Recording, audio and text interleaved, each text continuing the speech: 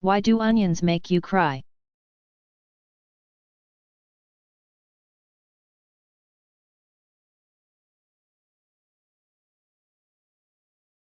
Sulfonylpropene is the main tear-inducing compound. Technical term, lacrimator, released when you slice onions. The most interesting part of this story is that this chemical is not present in onions before you slice them. In fact, the generation of this tear-inducing molecule is not a mistake, but part of the defense system that plants have developed to deter animals from continuing to eat them. When you cut, or an animal takes a bite of, an onion, an enzyme, a lionase, that is normally safely stored within the plant's cells is released and starts to wreak havoc. A lionase converts sulfoxides to sulfonyl groups, which makes you cry like a baby.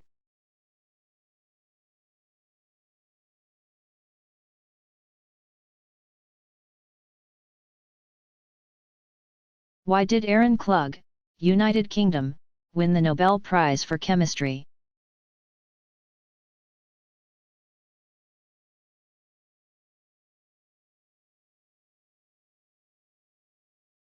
For his development of crystallographic electron microscopy and his structural elucidation of biologically important nucleic acid protein complexes. Klug expanded on the existing technology of electron microscopy to develop an approach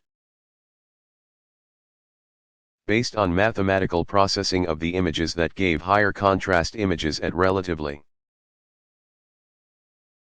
low radiation doses and without having to apply heavy metal stains to the samples. His approach made it possible to determine the structures of important aggregates that would have previously been difficult or impossible to accurately characterize.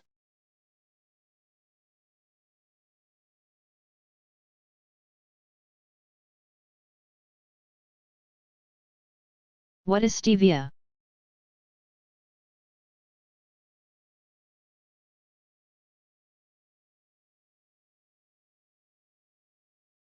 Stevia is a commercial name for an artificial sweetener and is also the common name for the plant that it is extracted from. Steviol is the basic structure of this class of sweetener, but when sugar molecules are attached to steviol, making it steviol glycoside, its sweetness skyrockets to hundreds of times that of regular sugar. This sweetener has been in use for centuries in South and Central America and in Japan since the 1970s. In the United States, it's only been available for a few years as a purified compound. Marketed under the name Trivia, raw plant extracts of the stevia plant are not approved for use in the United States.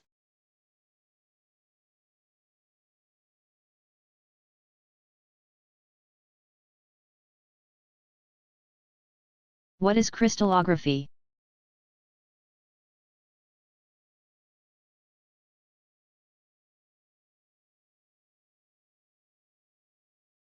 Crystallography is the study of the arrangement of the atoms in a solid material.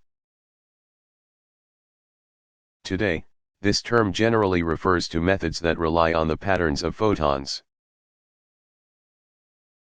Commonly, X-rays, neutrons, or electrons that are diffracted after impacting a sample. The patterns of the diffracted radiation or particles can be interpreted to determine the structure inside the crystal. The interpretation of the diffraction patterns to yield a chemical structure is by no means a simple task. But crystallographers have been doing this for a long time and it has become a commonplace technique. Crystallographic methods have been used for decades to study The structures of inorganic solids and organometallic complexes.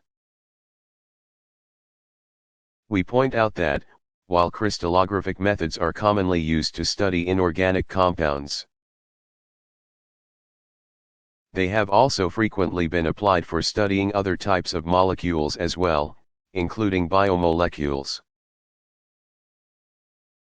While it can often be difficult to obtain a crystalline sample of a biomolecule, such as a protein, crystallography can be extremely useful in deducing protein structures.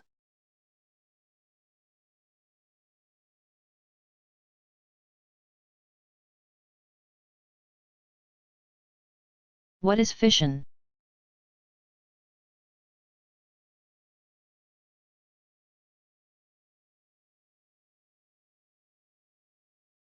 A nuclear reaction in which a nucleus splits into smaller parts.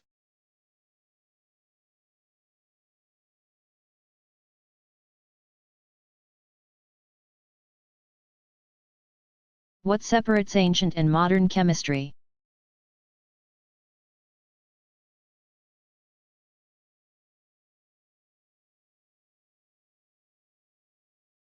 While there's not a clear, punctuating distinction between ancient and modern chemistry, there are a few major differences that separate the two. Modern chemists describe the world in terms of atoms, molecules, and electrons and have a relatively complete understanding of the basic particles that make up matter, at least insofar as is necessary to describe chemical transformations. Ancient chemists didn't have this information and relied less on experimental evidence and more on theory and mythology. For example, ancient chemists sought the philosopher's stone, see below, for which there was no verifiable evidence. But they were attracted to it for its mythological power to preserve youth.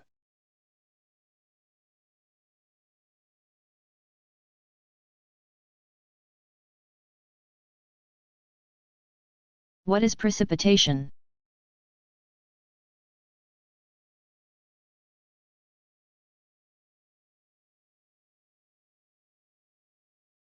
The process through which a substance comes out of solution, usually due to insolubility.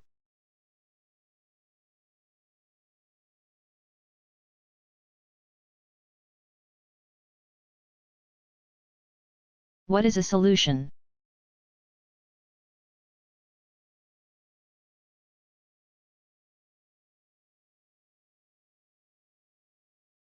A liquid mixture containing multiple components,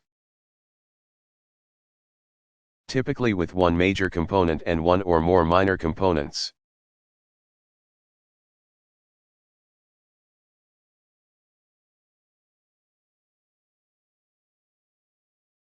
What is an ion?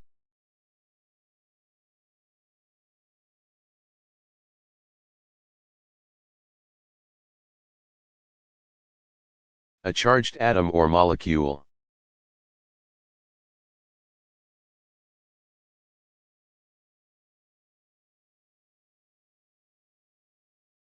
What pollutants do coal power plants generate?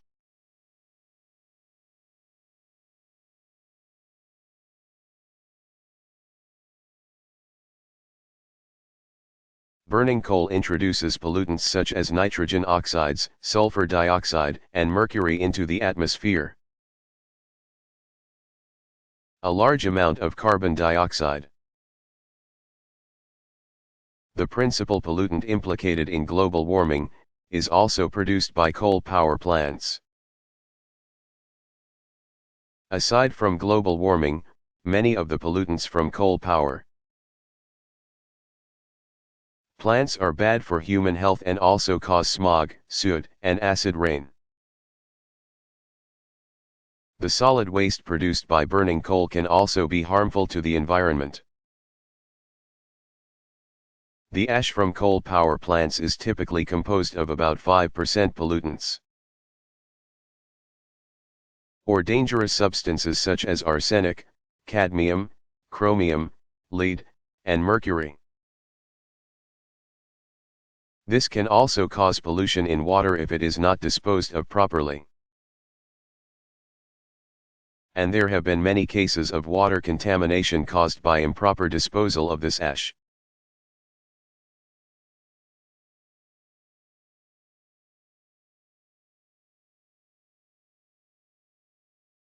Why can't I put raw eggs in the freezer?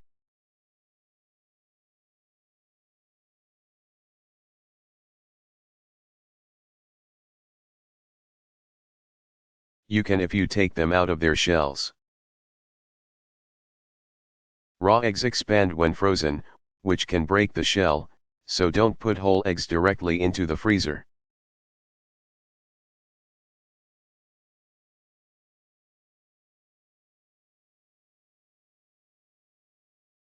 What are metamaterials?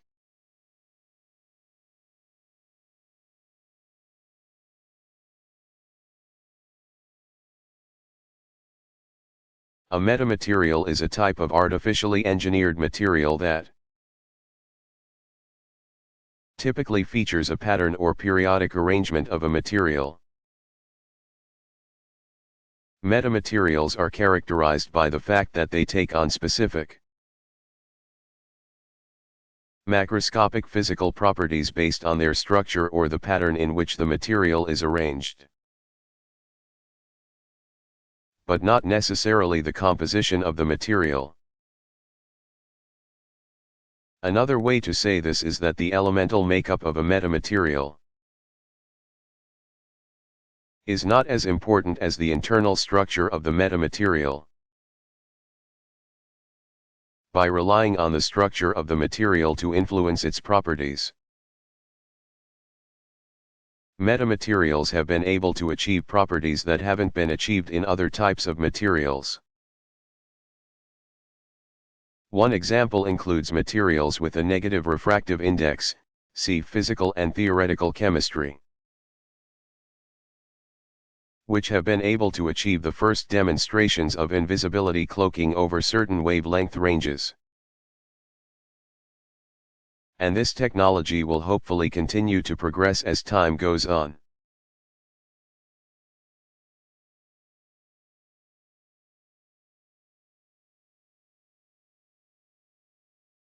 Why did Otto Hahn, Germany, win the Nobel Prize for Chemistry?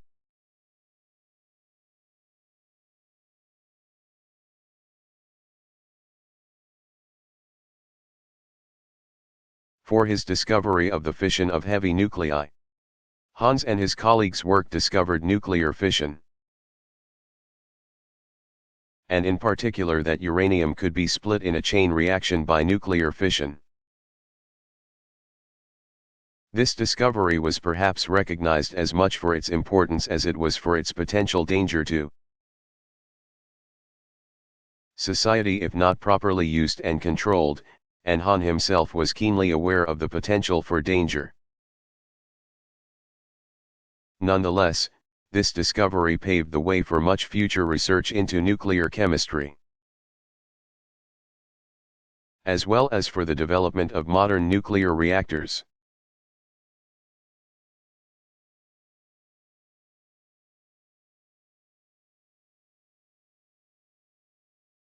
Where are biomolecules found?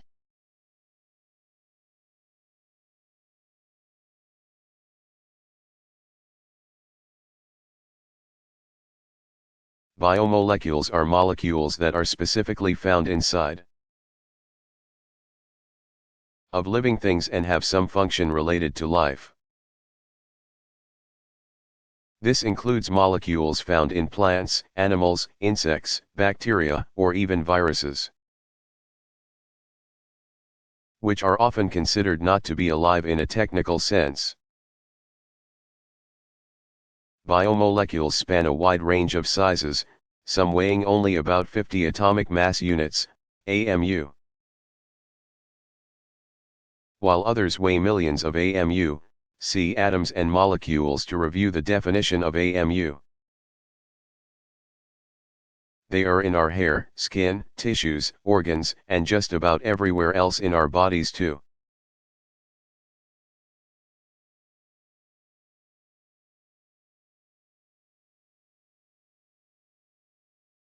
What about blackheads and whiteheads? Are they the same?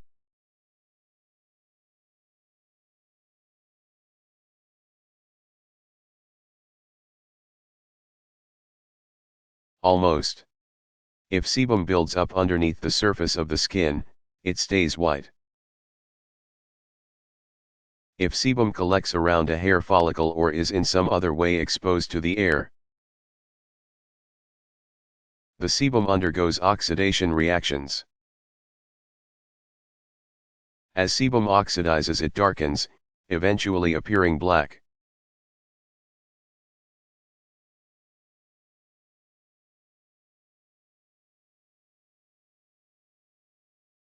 How does cold medication work?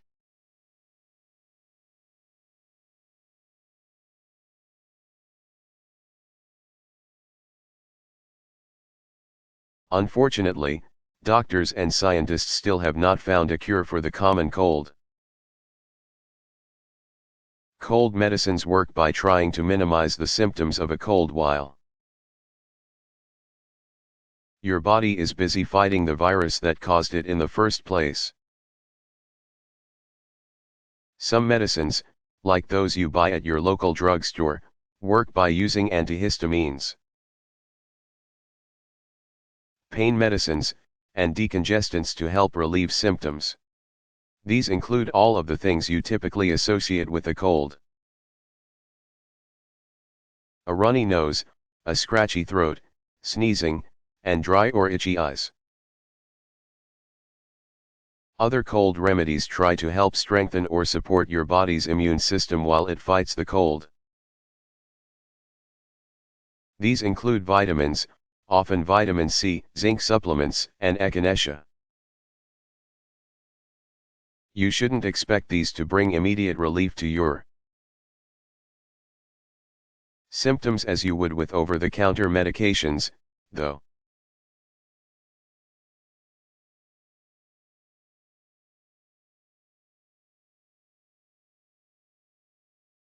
What is the Warner Babcock Institute for Green Chemistry?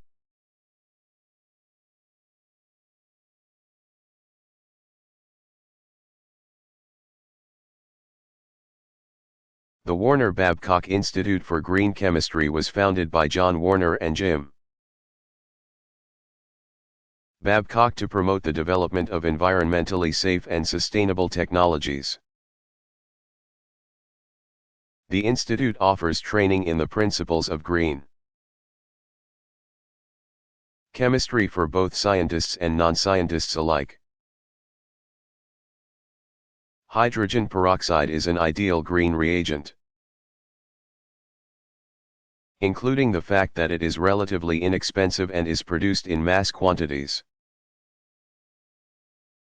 In fact, 2.4 million metric tons of hydrogen peroxide are produced each year.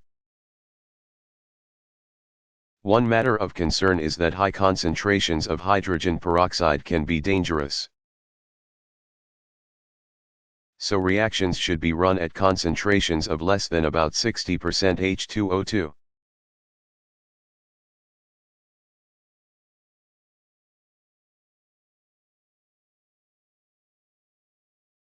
What is malleable?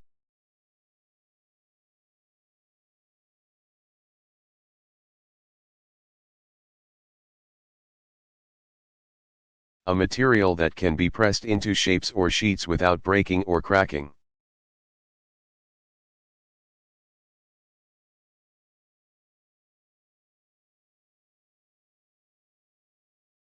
What is a calorie?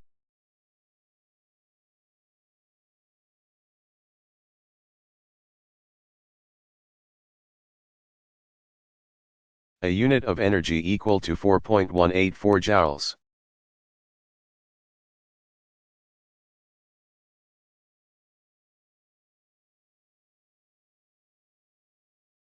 What is blood doping in sports?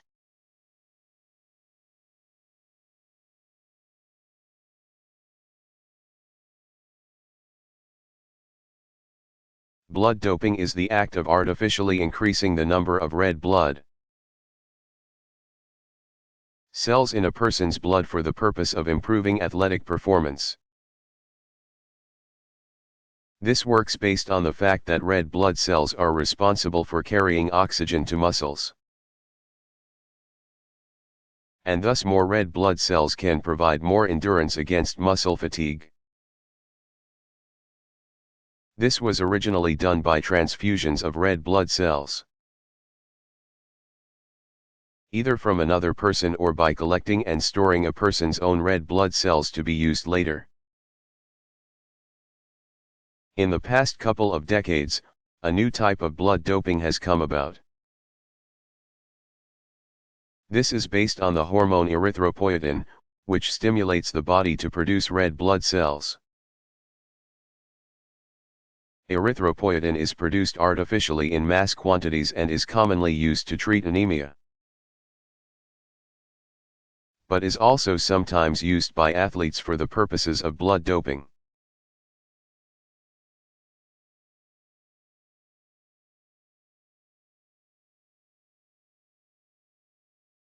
What is a reactant?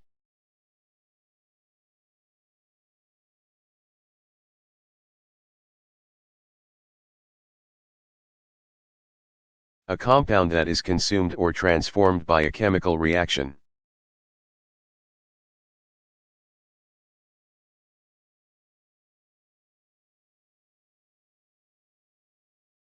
How can I make black snake fireworks from items around my house?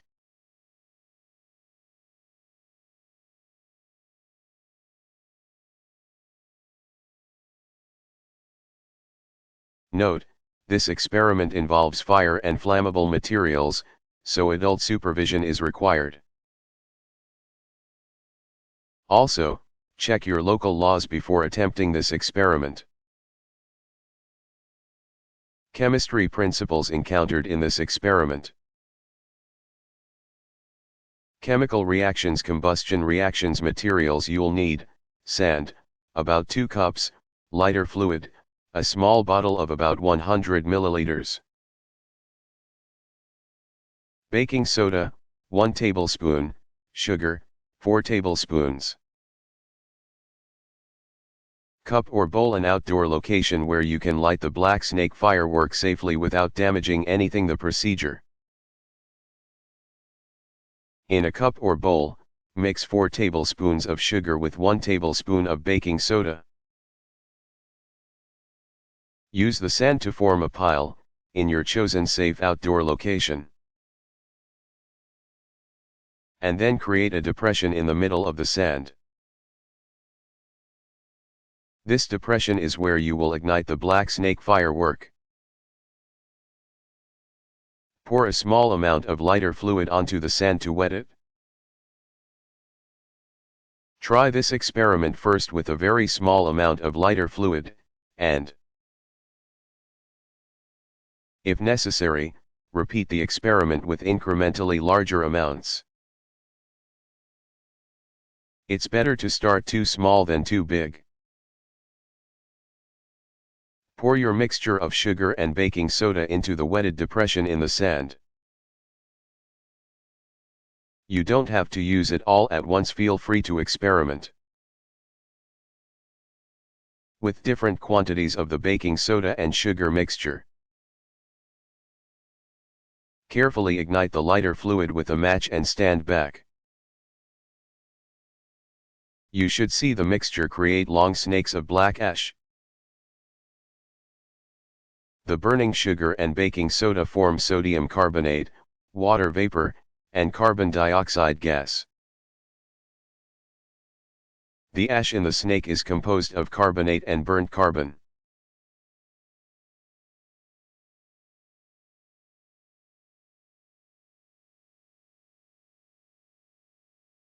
What are the different parts of the brain?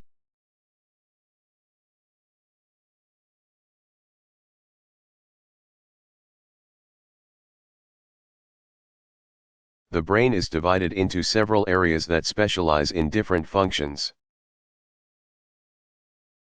Some of the major sections of the brain are the frontal lobe, the parietal lobe, the temporal lobe, the pons, the medulla oblongata, the occipital lobe, and the cerebellum. The spinal cord connects the brain to the body via millions of nerves that transmit information between the brain and the rest of the body.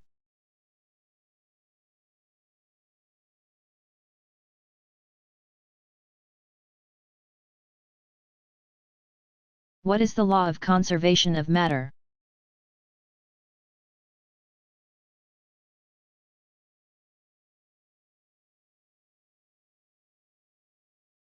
The law of conservation of matter states that matter cannot be created or destroyed. This is relevant to chemical reactions because it tells us that we must have just as many atoms of each element at the beginning of a reaction as we do at the end of a reaction. In the example above, this is reflected by the fact that we use 2 molecules of oxygen, or 4 oxygen atoms from our reactants, to produce 1 molecule of CO2 and 2 molecules of H2O for a total of 4 oxygen atoms in our products.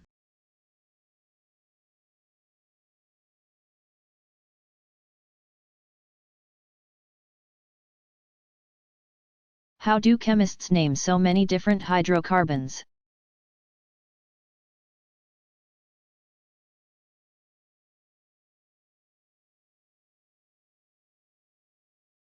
With a bunch of rules. Let's start with just straight chains of carbon atoms. Here we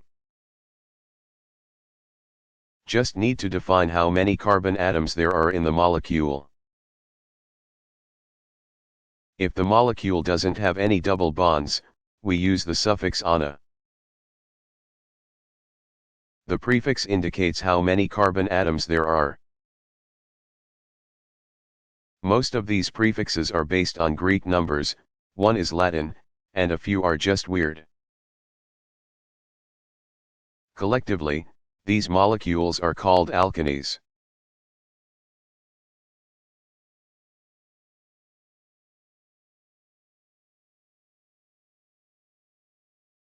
How is hydrogen stored for use as a fuel?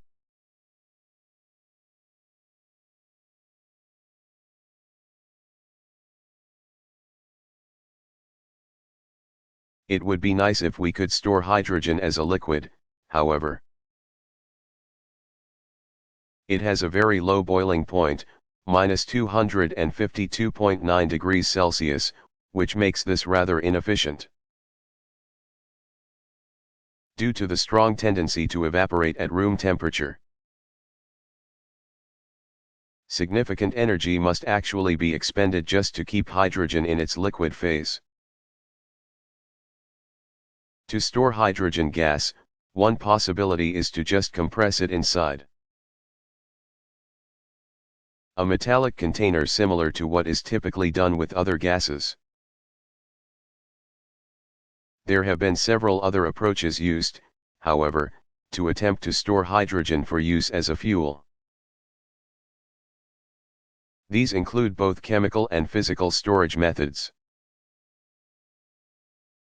Some of the chemical storage systems that have been investigated include metal hydrides, like NaLH4, LiAlH4, or TiFaH2, aqueous carbohydrate solutions, which release H2 via an enzymatic reaction. Synthesized hydrocarbons, ammonia, formic acid, ionic liquids, carbonate compounds, and others as well. These methods generally rely on chemical reactions to make H2 available for use as an energy source. Physical storage methods include cryogenic compression, involving a combination of low temperatures and high pressures, and a variety of materials, such as metal organic frameworks, carbon nanotubes, clathrate hydrates, capillary arrays, and others as well. Unfortunately, few of these physical storage methods have thus far been able to demonstrate strongly promising results in working toward a practically useful method of storing hydrogen as a fuel.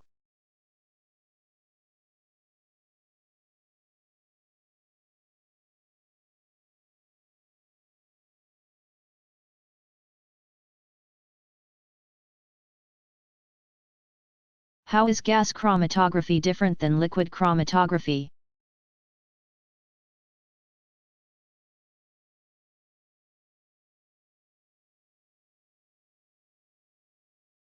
Gas chromatography involves first vaporizing the sample, while liquid chromatography typically involves making a solution or suspension of the mixture to be separated. In gas chromatography, all of the molecules in the vaporized sample will have the same average kinetic energy, but the different chemical species will each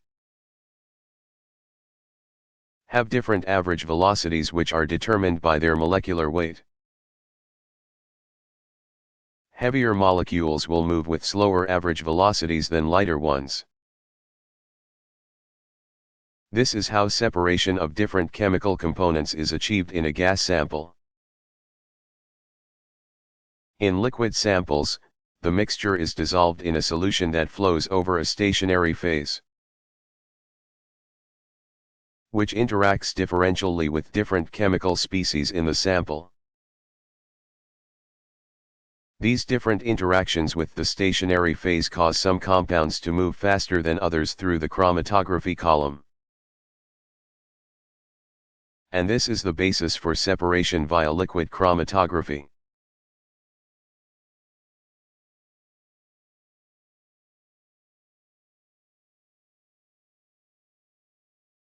What are Fraunhofer lines?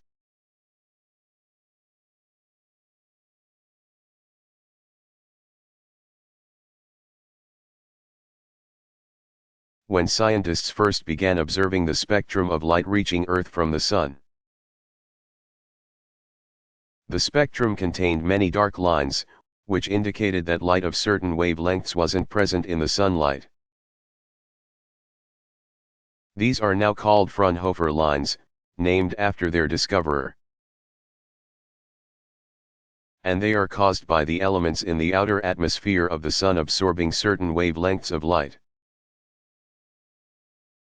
which prevents those wavelengths from reaching the Earth. Understanding that Fraunhofer lines were caused by atomic absorptions was one of the earliest examples of atomic spectroscopy.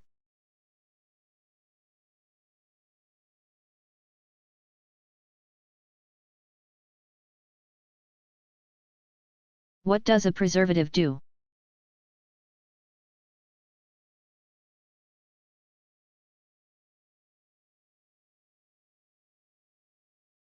Preservatives keep food fresh by slowing the growth of mold and bacteria, antimicrobial preservatives. Preventing oxidation, antioxidants. Or slowing enzymes from continuing the ripening process after a fruit or vegetable was picked or cut.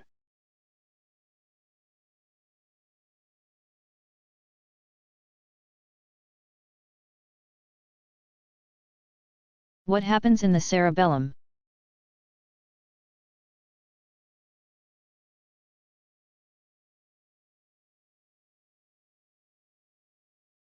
The cerebellum is important for controlling your sense of balance, motion, and your motor skills in general.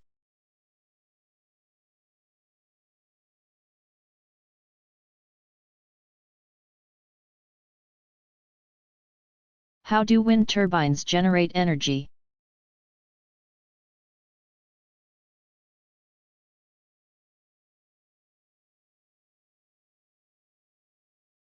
Wind can be converted into energy by a wind turbine,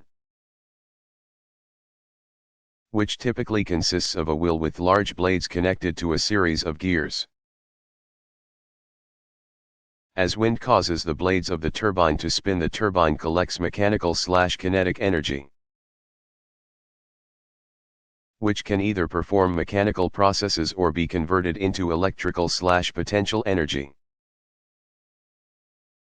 Some mechanical processes that make use of wind turbines are pumping water and grinding grain.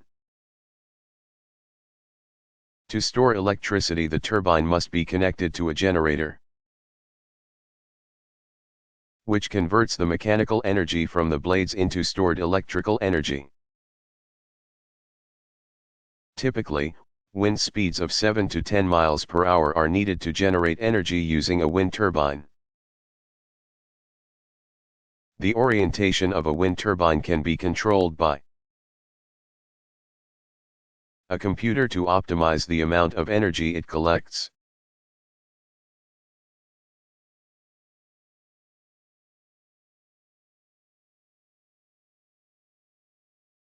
What is natural abundance?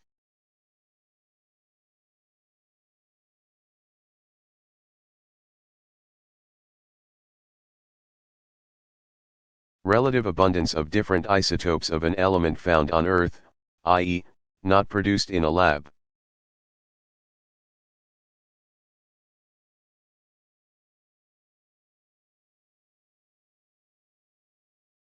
What is a magnetic quantum number?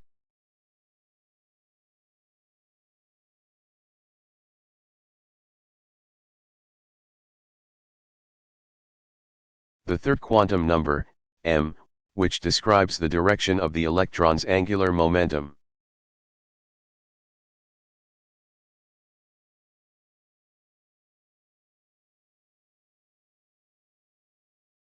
What is electron microscopy?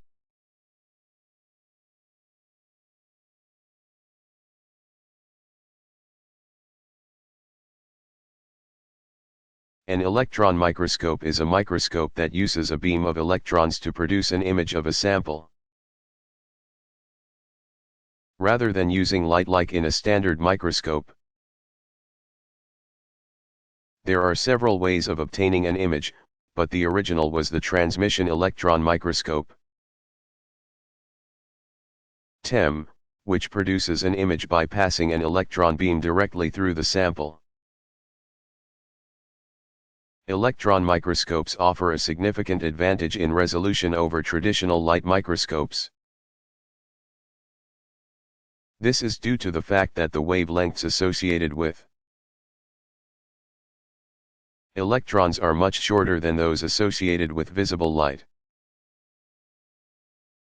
It's possible to achieve resolutions of up to roughly 10 million times magnification using electron microscopes,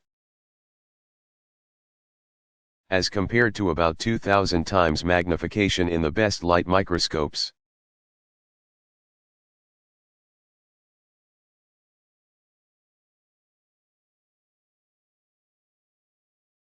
How does a pressure cooker speed up cooking? If the lower atmospheric pressure in Denver increased cooking times by lowering the boiling point of water. What if we could increase the boiling point of water? That's exactly what a pressure cooker does. Pressure cookers are sealed such that once you start to heat water, the pressure inside the vessel increases. This increase in pressure drives up the boiling point of water because every water molecule that tries to make the transition from water to liquid has a greater force pushing against it. By increasing the pressure inside the pot, pressure cookers can get the boiling point of water up to about 120 degrees Celsius, 250 degrees Fahrenheit. With water boiling at a higher temperature, your food cooks faster.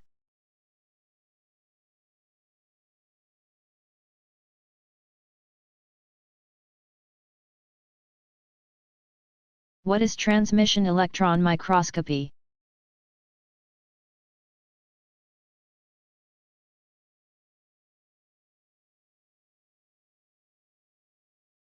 Transmission electron microscopy, TEM, is similar to SEM in that it uses a beam of electrons to study the sample. But in this case the beam of electrons passes directly through the sample to reach the electron detector. TEM images are able to provide higher resolution than that attainable using a light microscope. The first transmission electron microscope with a resolution greater than that attainable with a light microscope was built in 1933, and there have been commercial TEMs available since 1939.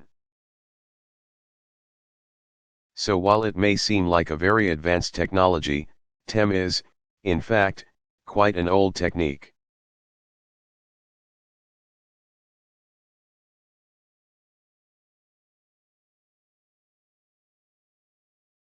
What is the theory of phlogiston?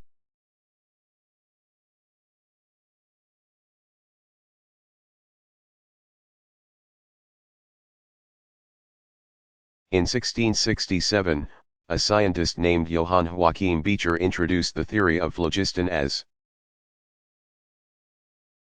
an explanation for the various observations scientists had made regarding combustion. These observations include the fact that some objects can burn while others cannot, and that a flame in a sealed container can go out before the combustible material is consumed. Beecher proposed that a weightless, or almost weightless, substance called phlogiston was present in all materials that could burn, and that this phlogiston was the substance being given off during combustion. If a candle placed in a closed container went out, Beecher said this was because the phlogiston from the candle was moving into the air, and that the air could only absorb a certain concentration of phlogiston before it became saturated and could no longer absorb more phlogiston from the candle. Another tenet of this theory was that the purpose of breathing was to remove phlogiston from the body. Air that had been used for combustion couldn't be used to breathe then because it was already saturated with phlogiston.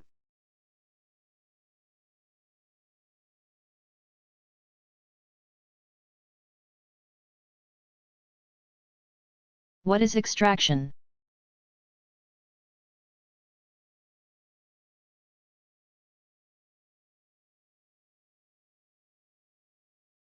Removal of one or more substances from a mixture, typically based on differing solubility of a substance in a solvent.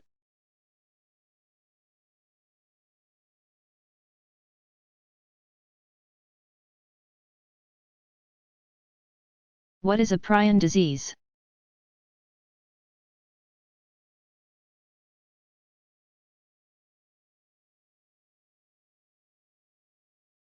Prions are misfolded forms of proteins that behave in an infectious manner.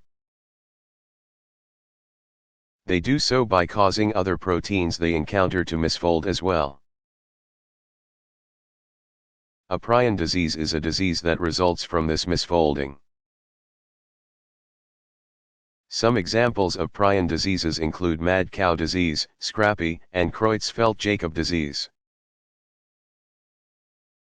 In mammals, all known prion diseases are actually caused by the same prion protein. Known as PRP, the abbreviation actually stands for prion protein.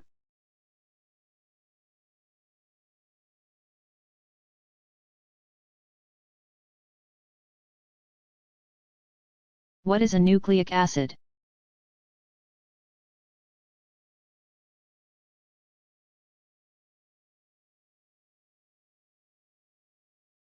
Nucleic acids are the polymers formed by a series of linked nucleotides. DNA and RNA are the two most important types of nucleic acids for life, as these are the molecules that carry and transmit our genetic information. In humans, DNA is found in the nucleus of our cells. and a complete copy of the genetic information is actually contained within each individual cell. That means we each have about 50 trillion copies of our genetic information in our body. RNA is made by enzymes called RNA polymerases, which are responsible for transcribing the information from DNA into a strand of RNA, where it can move about the cell to carry out its function.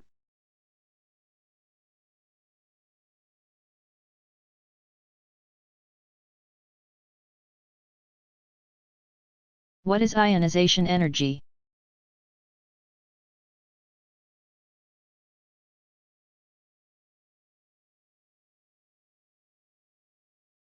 Energy required to remove an electron from an atom or ion, i.e., ionization potential.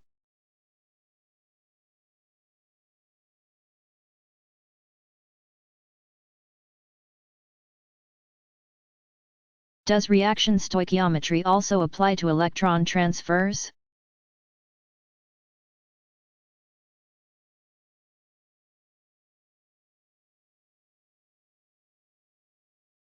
Yes, for just the same reasons it applies to chemical reactions. The conservation of matter tells us that we must have the same amount of stuff before and after a reaction has taken place, so the number of electrons on each side of a chemical reaction equation need to be balanced for the equation to be accurate.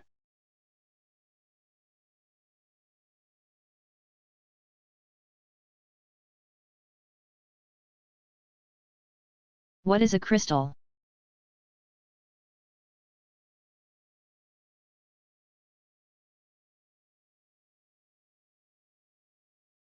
A solid with an ordered arrangement of atoms of molecules.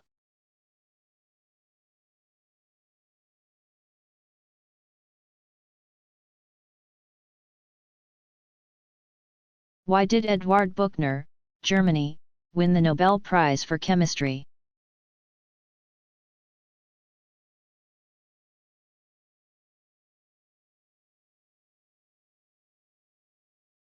For his biochemical researches and his discovery of cell-free fermentation. Buchner ground up dry yeast cells, quartz, and a form of silica known as diatomaceous earth, to release the contents of the yeast cells. He then filtered the solution and added sugar. Buchner observed that fermentation of the sugar still occurred in the absence of the whole yeast cells.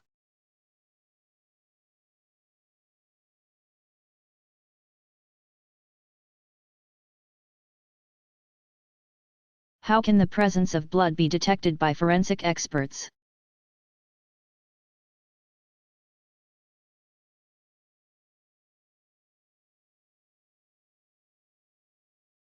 An ultraviolet light source can be used to detect a blood stain that has been cleaned up. It's also possible to use a chemical substance like luminol or phenolphthalein to detect the presence of hemoglobin, revealing its presence even after the visible stain has been washed away.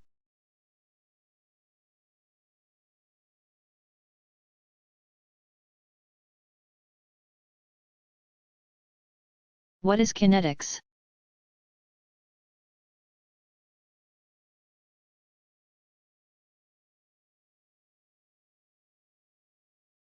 The rate of chemical reactions or processes.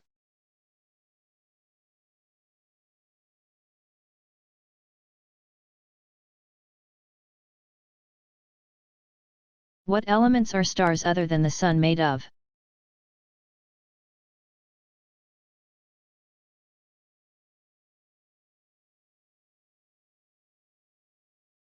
The Sun is just one of many, many stars that exist. Despite the fact that different stars span a wide range of temperatures and sizes, they are all essentially made up of the same elements as the Sun. Of course, there will be some variations in the relative quantities of the elements present, but Just like the Sun, the main two elements believed to be present in every star are hydrogen and helium.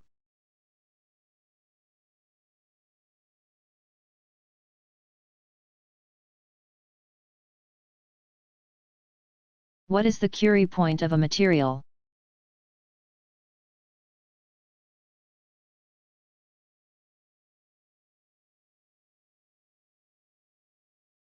As the temperature of a ferromagnetic material is increased, it can eventually become paramagnetic. See atoms and molecules for a discussion of ferromagnetism and paramagnetism. The temperature above which it becomes paramagnetic is called the Curie point. This is actually also a phase transition, though it's not one that's easy to see with our eyes. Such as when water freezes or evaporates.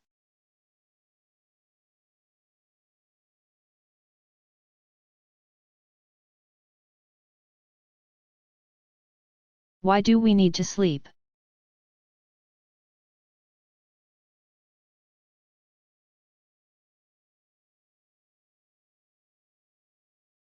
Even though this sounds like a pretty straightforward question. The truth is that scientists still don't know the whole answer. There are several theories, including the idea that sleep promotes restorative functions. That sleep promotes development and structural changes in the brain, that we sleep because it helps us to conserve energy. Or simply that it may have been safer for our evolutionary predecessors to remain inactive at night. While there is evidence to support each of these, and other theories, it remains a very difficult question to answer conclusively.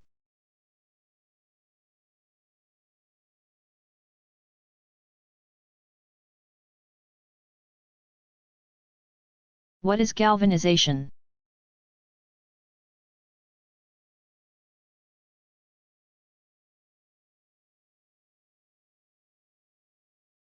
Application of a thin layer of zinc metal to steel or iron, which prevents the formation of rust.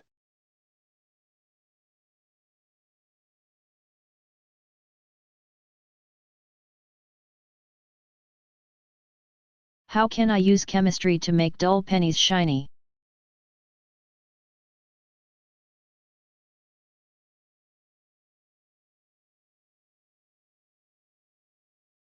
Chemistry principles encountered in this experiment: surface chemistry, oxidation reactions, materials you'll need. A handful of dull pennies, 10 will do, 1 teaspoon table salt, sodium chloride. 1/4 cup white vinegar, acetic acid solution, a small, non-metallic bowl, water, paper towels or napkins. The procedure: pour 1/4 of a cup of vinegar and 1 teaspoon of table salt into the bowl. Stir the mixture until the salt is completely dissolved. Try first dipping 1 penny into the solution for about 15 seconds and remove it.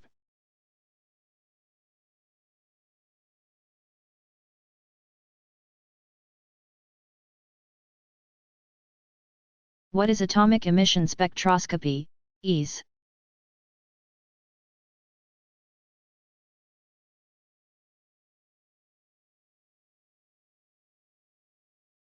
AES measures the wavelengths of light that are emitted, or absorbed, when a sample is burned. The wavelengths of the spectral lines are unique to each element because the energy of the photon released from the atom depends on the electronic structure of the particular atom.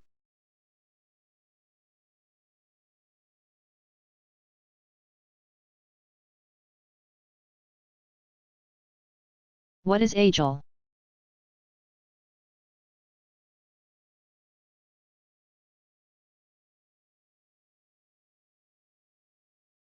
A semi-solid suspension of a solid in a liquid, a type of colloid.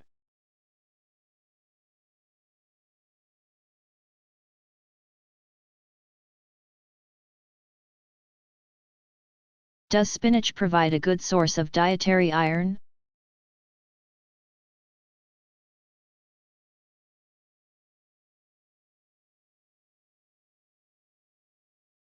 Spinach has the same dietary content as many other green vegetables. However, spinach additionally contains oxalic acid, which actually prevents iron from being absorbed by the body. Thus it may actually be a worse source of iron than other foods. An interesting anecdote: the iron content of spinach was initially reported to be about 10 times higher than it actually is, all due only to a misplaced decimal point. Spinach does contain plenty of good antioxidants and vitamins, though, so we don't mean to suggest you should stop eating it. It's just that if you heard it was an exceptionally great source of iron, you may have been misled by the original mix-up over how much iron is actually present in this vegetable.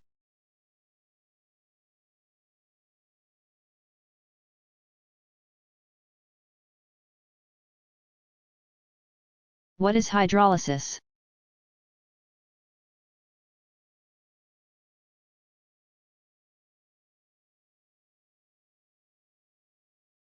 The breaking of chemical bond, S, by the addition of water to a molecule.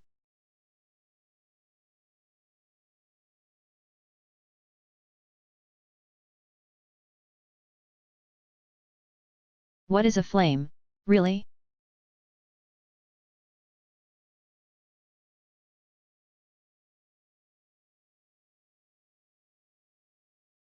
From a chemical perspective, a flame is the visible light product of an exothermic oxidation reaction.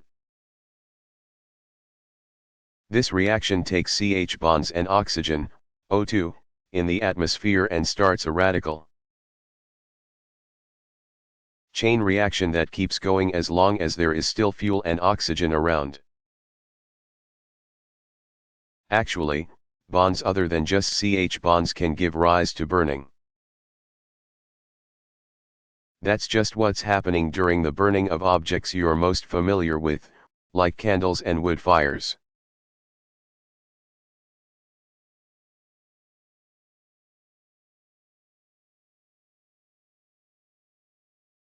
Are all crystal lattices cubic?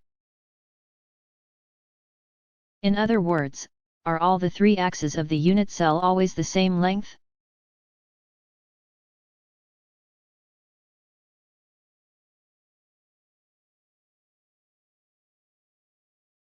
No. In fact, cubic is only one of the 7 crystal systems. These systems are based on the lengths and angles of the unit cell. The cubic group has 3 sides of equal length, and all the internal angles are 90 degrees. If one side is longer, we get a tetragonal lattice. If all 3 sides are different lengths, the lattice system is called orthorhombic. If one angle is not 90 degrees, it's monoclinic. If the angles are all equal but they're not 90 degrees, it's a rhombohedral lattice. If the angles are all different and not 90 degrees, the lattice is triclinic. Yes, you're right, that's only 6. The 7th isn't based on a cube at all. The hexagonal lattice system is, you guessed it, based on a hexagon.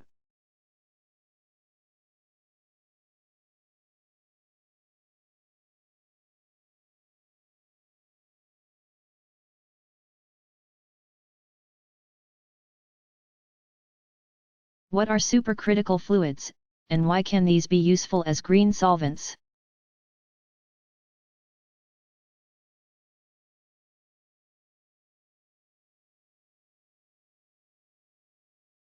A supercritical fluid is a substance that has reached sufficiently high temperature and pressure to be beyond a critical point on the phase diagram. See macroscopic properties.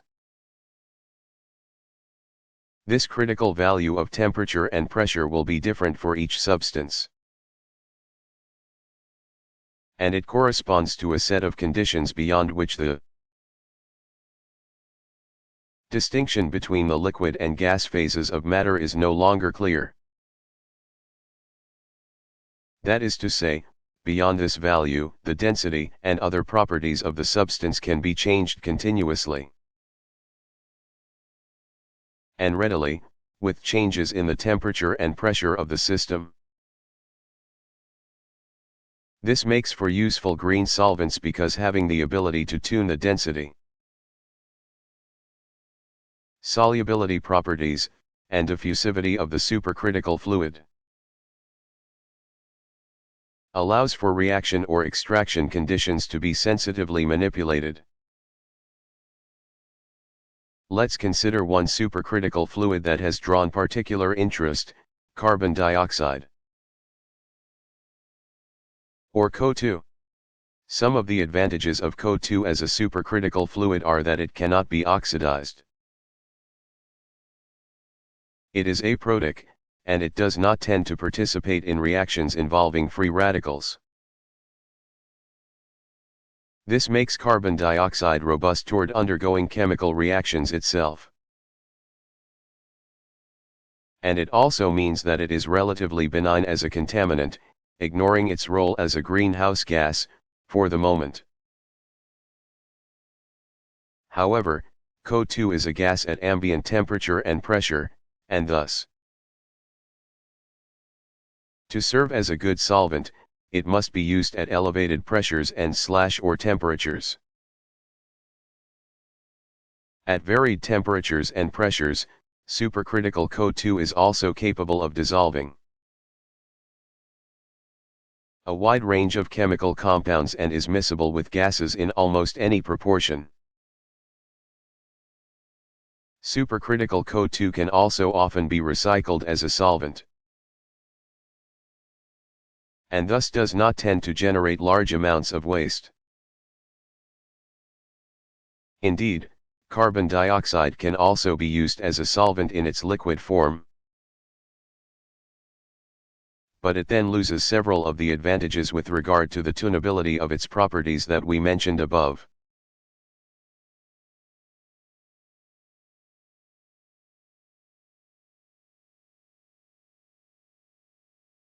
What is the intensive property?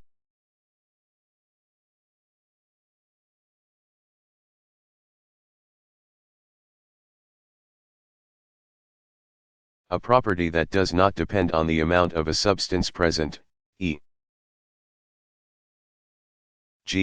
density, temperature, color.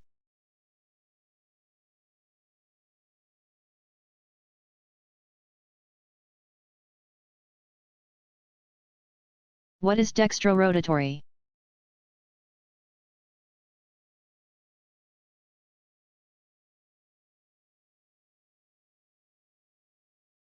Having the property of rotating plane polarized light clockwise.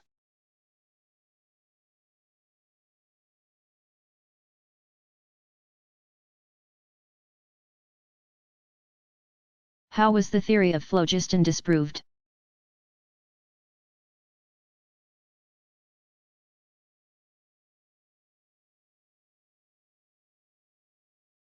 Antoine Lavoisier, an 18th-century French chemist, disproved the theory of phlogiston by showing that combustion required a gas, oxygen, and that gas has weight. Lavoisier did this by burning elements in closed containers. These solids gained mass, but the total weight of the containers did not change. What did change was the pressure inside the vessel. When Lavoisier opened the vessel up, air rushed in, and the total weight of the vessel increased. So Beecher had it backward. Oxygen was being used up by the candle instead of phlogiston being given off by the flame.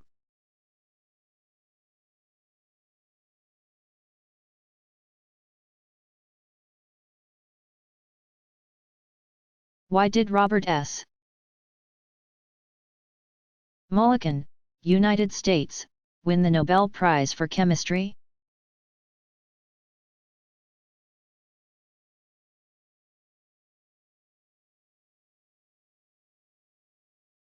For his fundamental work concerning chemical bonds and the electronic structure of molecules by the molecular orbital method. Mulliken received the Nobel Prize in recognition of his work studying that nature of how electrons behaving in molecules. In particular for the molecular orbital approach that he developed. Molecular orbitals are formed by the overlap of the orbitals on individual atoms. And these can be used to rationalize whether bonds will exist between pairs of atoms. How strongly the pairs will be bonded, and what type of reactivity the molecule may be expected to undergo.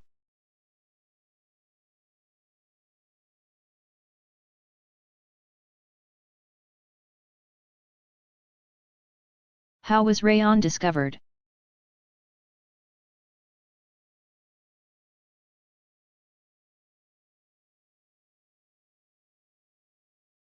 The first artificial silk was probably prepared by a Swiss chemist, Georges Audemars. In 1855, Audemars mixed the pulp of mulberry bark, chosen likely because silkworms eat mulberry leaves, and a rubber gum and used a needle to pull out long fibers of material. This was a rather labor-intensive and difficult process and could not be done in any economic way. Some accounts also claim that Audemars drew fibers of nitrocellulose, the product of mixing nitric acid with cellulose, in addition to being a delicate process. The resulting fibers of nitrocellulose were highly flammable. Hilaire de Chardonnay, a French engineer, was another key player in the history of artificial silk. Working with Louis Pasteur in the 1870s. The legend claims that he spilled a bottle of nitrocellulose while working in a photography darkroom. The spilled solution was left to evaporate, and Chardonnay returned later to clean up his mess. Wiping up the residue, he noticed long, thin fibers had formed. Chardonnay received a patent on this material. But again the flammability kept it from achieving large market adoption. The viscose method mentioned earlier was finally worked out in 1894 by English chemists Charles Frederick Cross, Edward John Bevan, and Clayton Beadle. This method was a commercial success, and the fabric was manufactured first by Courtaulds Fibers in the United Kingdom and then Avchex Fibers in the United States.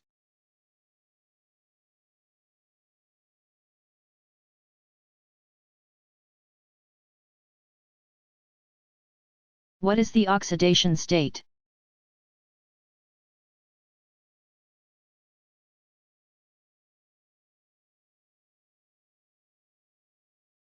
Indicates the extent of oxidation for an atom, synonymous with oxidation number.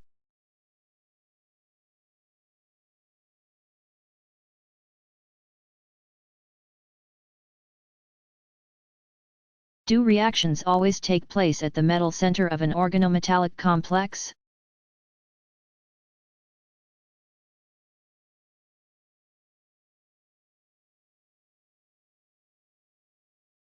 Not always. Reactions can also take place at the ligands of a complex. For example, a nucleophile can add to an alkene ligand while it is coordinated to a metal center.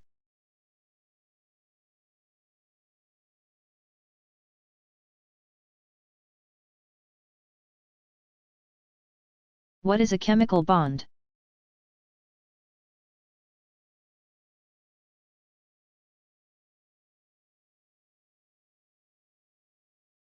Sharing of electrons between two or more atoms.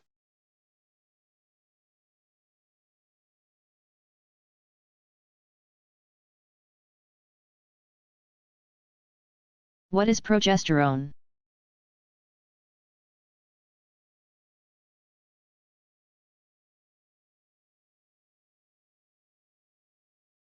Progesterone is a steroid hormone that is crucial to regulating the female menstrual cycle and pregnancy cycle in human females and in some other species as well. It is produced in the ovaries and the adrenal glands and is stored in fat tissue.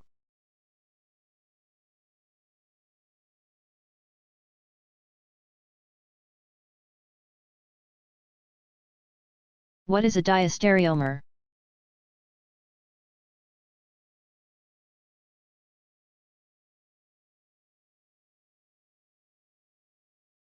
A stereoisomer that is not an enantiomer.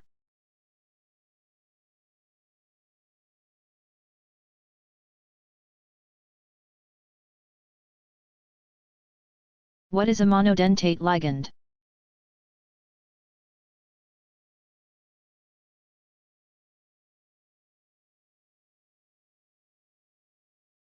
A monodentate ligand is a ligand that coordinates to a metal center via a single atom on the ligand.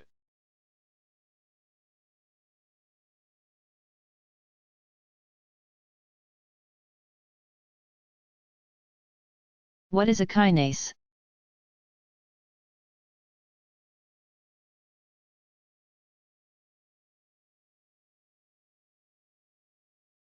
An enzyme that catalyzes phosphorylation, transfer of a phosphate group.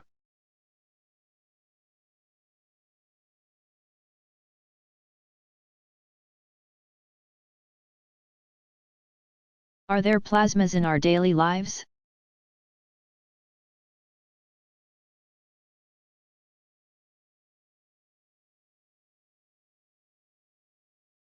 Plasmas are found in fluorescent lights and neon lights. If you've ever seen a Tesla coil at a science museum, the arcs of light that they produce are plasma, as is lightning. Plasma TVs and plasma lamps are correctly named, both generate light using plasma. Similar to fluorescent lights.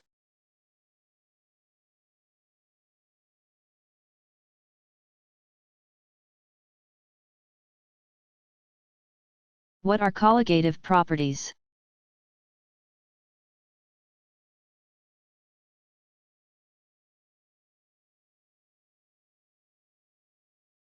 Properties of a solution that depend on the amount of solute dissolved.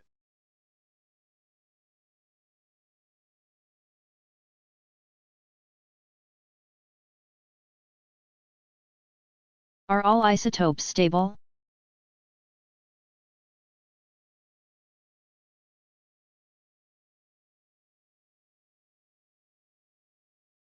Not all isotopes of a given element are stable.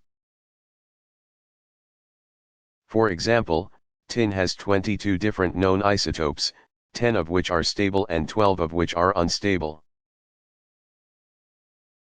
Though there is some debate about just how stable those 10 are. Stable is, of course, a relative term. Usually when one says an isotope of an element is stable,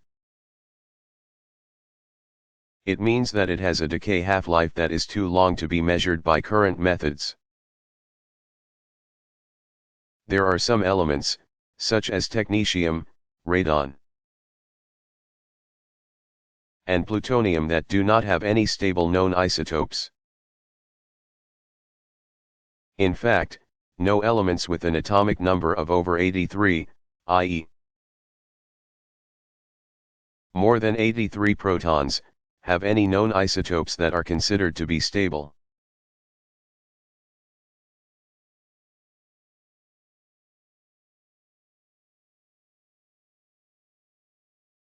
What chemicals are used to preserve food?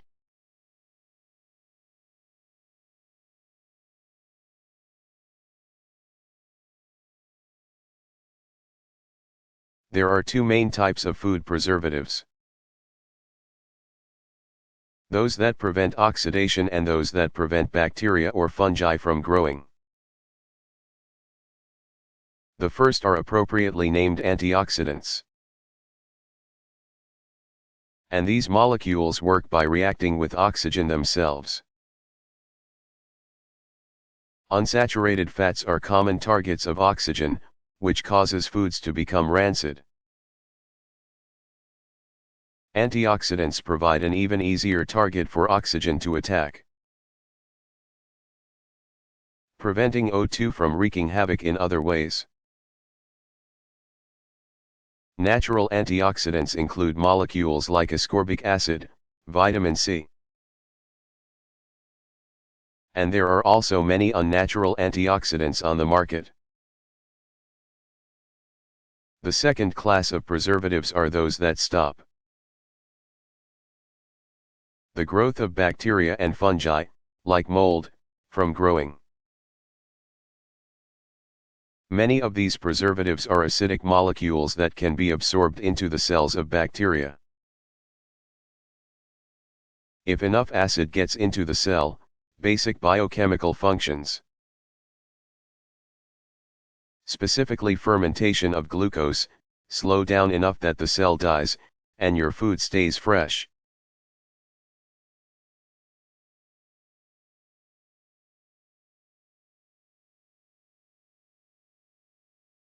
How did early chemistry relate to medicine?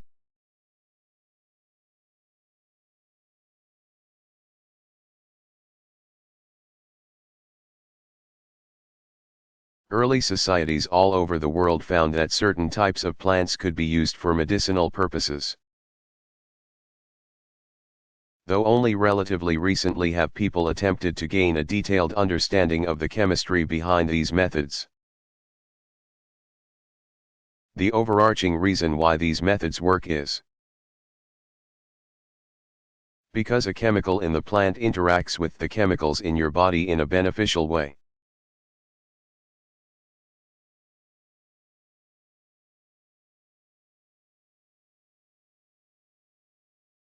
What is thermoplastic?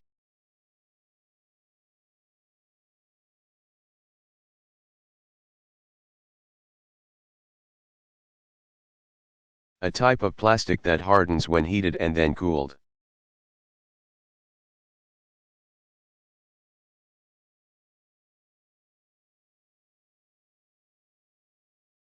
Why do baking soda and vinegar fizz so much when they react?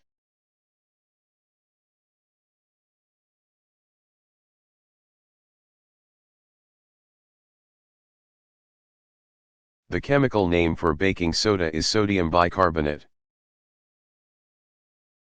And its chemical formula is NaHCO3. Vinegar consists mainly of acetic acid, CH3COOH, and water. When baking soda is added to vinegar, the following reaction takes place between the sodium bicarbonate and acetic acid. NaHCO3, AQ, plus CH3COOH, AQ, CO2, G, plus H2O, L, plus CH3COONA, AQ. It's the released CO2 that creates the bubbles and foaming appearance you see when the two are mixed.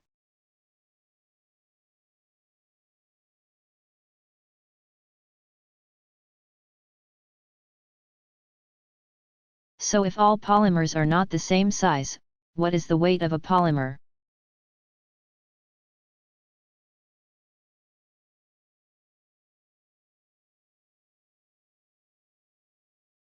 Good question. If we know the number of monomers that make up a polymer chain, technical term, degree of polymerization, then the molecular weight of the polymer is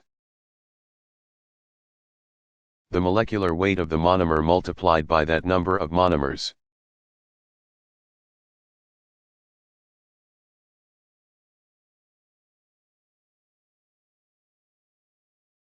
How can radioactivity be measured?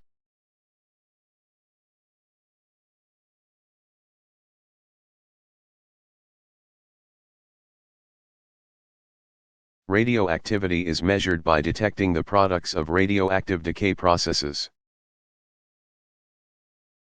The most well-known instrument used for this purpose is the Geiger counter.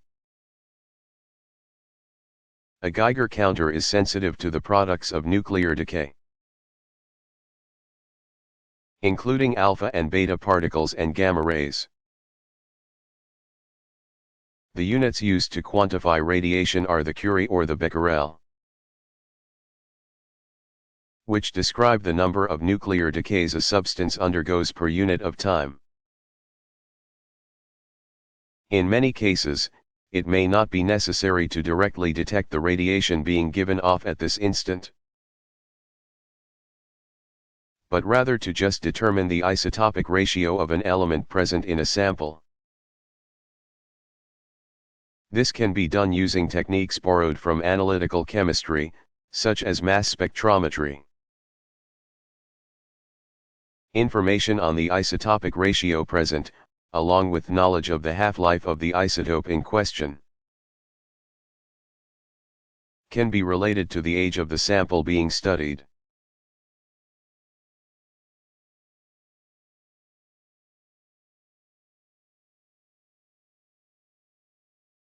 How did ancient civilizations make bronze?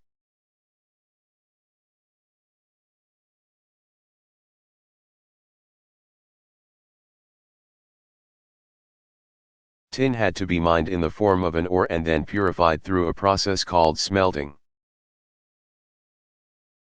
Once the tin was pure, it could be added to molten copper, in whatever ratio was desired, to make bronze for use in things like tools and weapons.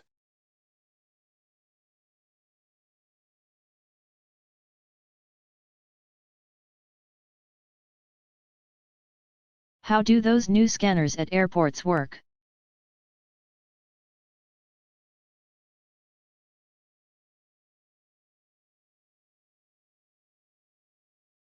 There are two main types of these scanners. One uses radio waves to generate a three-dimensional image of what's underneath a person's clothes, while the other uses low-intensity X-rays to generate a two-dimensional image. Both of these techniques rely on measuring the radiation that is scattered back off of one's body to generate an image. The purpose of these scanners is to look for basically the same things a security officer would look for in a pat-down. Weapons, explosive devices, or anything else someone is trying to hide.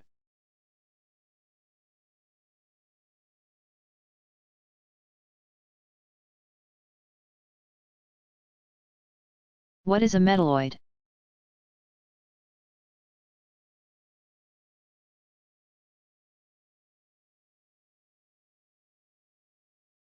An element, compound, or alloy that has metallic and non-metallic properties.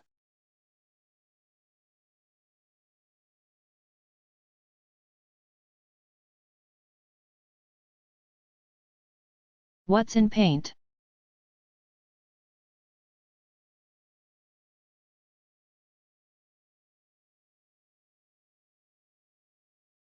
There are three main ingredients in paint: binder, solvent, and pigment. Binder is the stuff in paint that forms an adhesive so that it sticks to the wall. Unlike glue, it's not a polymer in paint, at least not a fully formed one,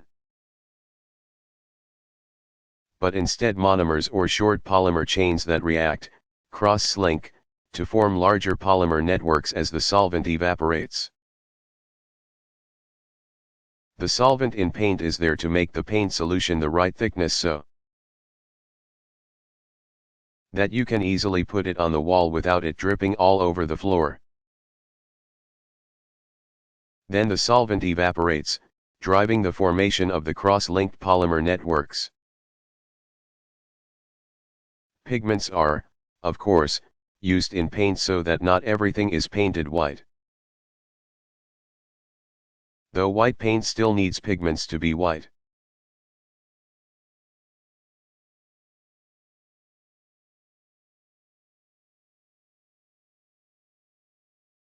How can I test the hardness of objects around my house?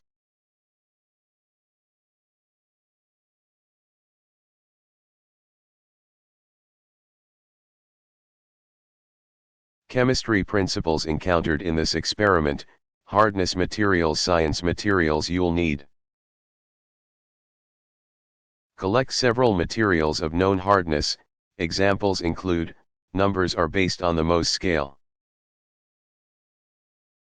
Fingernail, 2.5, penny, 3, glass, typically 5.5 to 6.5, quartz, 7, steel, typically 6.5 to 7.5, sapphire. 9. You can also look for additional items from the list provided at the end of this experiment.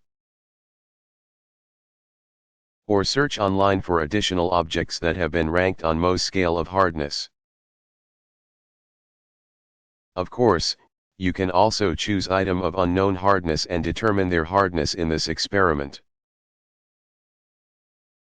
The procedure: locate a specimen whose hardness you want to test. Note that you will be attempting to scratch the object. So don't choose anything too valuable or anything you don't want scratched. Select an object of known hardness from those you gathered. And try to scratch the surface of your sample by pressing it with the tip or edge of the object of known hardness. For example, let's say you wanted to test a piece of wood. You could try to scratch it with a piece of quartz by pressing the edge of the quartz into the wood. Inspect your sample to see if you have made a scratch in it. You may need to feel the surface of the object with your finger to check thoroughly. If your object was softer than the sample of known hardness, there will be a scratch. If it was harder, then there will not be a scratch. Repeat the test a couple of times to verify the result. Continue performing the scratch test with various objects of known hardness, until you find two adjacent objects on your list, such as a fingernail, 2.5, and a penny, 3, in between which the hardness of your sample rests. You will know you've found this pair of objects on your list when the harder object of the pair does scratch your sample, while the softer one does not. Once you have found this place on the list, you can assert that the hardness of your unknown must lie between that of the two objects of known hardness on the list. For example, if a penny, 3, scratches your object, and a fingernail, 2.5, does not, your object must have a hardness between 2.5 and 3. Additional Mohs hardness rankings: talc, 1, gypsum, 2, calcite, 3, fluorite, 4, platinum or iron, 4.5, apatite, 5, orthoclase, 6, quartz, 7, garnet, 7. Hardened steel: topaz, emerald, 8, corundum, 9, diamond, 10.